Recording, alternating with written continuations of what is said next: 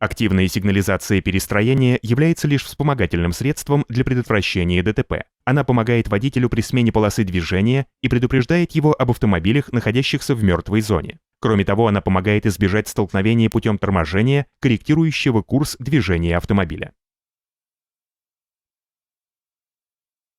Вы можете включить или выключить активную сигнализацию перестроения в меню «Вспомогательные системы» в комбинации приборов с помощью кнопок на мультифункциональном рулевом колесе.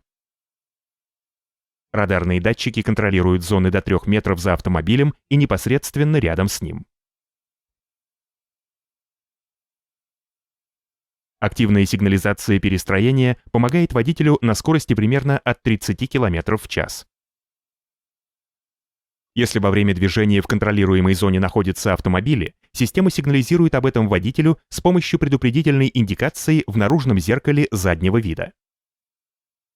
Если вы включаете указатель поворота для смены полосы движения, предупредительная сигнальная лампа мигает красным светом и раздается дополнительный звуковой сигнал, призванный обратить ваше внимание на угрозу столкновения. Если водитель не реагирует на предупреждение, активная сигнализация перестроения может произвести торможение, корректирующее курс движения автомобиля. Тормозное действие в любой момент можно прервать, например, легким поворотом рулевого колеса в противоположную сторону или нажатием на педаль акселератора. Узкие транспортные средства, например, мотоциклы, система может не распознать или распознать с запозданием. Также возможно некорректное распознавание автомобилей при загрязнении датчиков.